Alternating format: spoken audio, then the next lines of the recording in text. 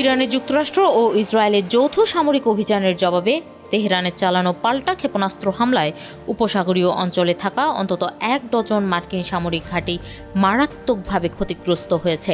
মধ্যপ্রাচ্য বিষয়ক বিশেষজ্ঞদের মতে এই ঘাঁটিগুলোর বর্তমান অবস্থা এতটাই নাজুক যে এগুলো এখন মার্কিন বাহিনীর সামরিক উপকারের চেয়ে উল্টো বড় ধরনের নিরাপত্তা ঝুঁকি তৈরি করছে। গত মাসে মার্কিন সংবাদ মাধ্যম নিউ ইয়র্ক টাইমসের এক প্রতিবেদনে প্রথম জানানো হয়েছিল যে ইরানের লাগাতার হামলার পর এসব ঘাঁটি এখন প্রায় বসবাসের অনুপযোগী হয়ে পড়েছে। তবে ট্রাম্প প্রশাসন এখন পর্যন্ত এই ব্যাপক ক্ষয়ক্ষতির কথা আনুষ্ঠানিকভাবে স্বীকার করেনি।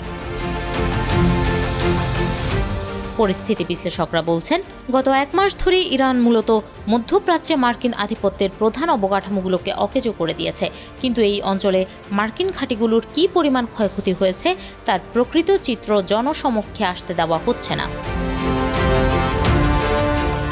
জানা গেছে, বাহরাইন, সৌদি আরব, সংযুক্ত আরব আমিরাত, কুয়েত, কাতার এবং ওমানে অবস্থিত মার্কিন ঘাঁটিগুলোতে প্রবেশাধিকার বর্তমানে পেন্টাগন ও সংশ্লিষ্ট দেশগুলো অত্যন্ত কঠোরভাবে নিয়ন্ত্রণ করছে।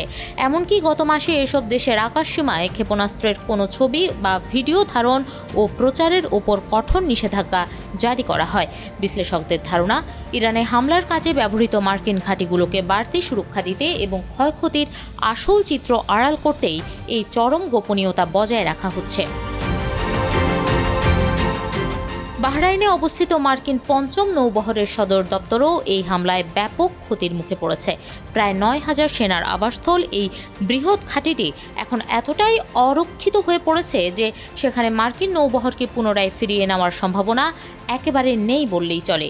বিশেষজ্ঞদের মতে এই নজিরবিহীন ক্ষয়ক্ষতি ও গোপনীয়তা এটাই প্রমাণ করে যে মধ্যপ্রাচ্যে যুক্তরাষ্ট্রের যে দীর্ঘমেয়াদী সামরিক ও ভূরাজনৈতিক কৌশল ছিল তা এখন কার্যত মুখ থুবড়ে পড়েছে।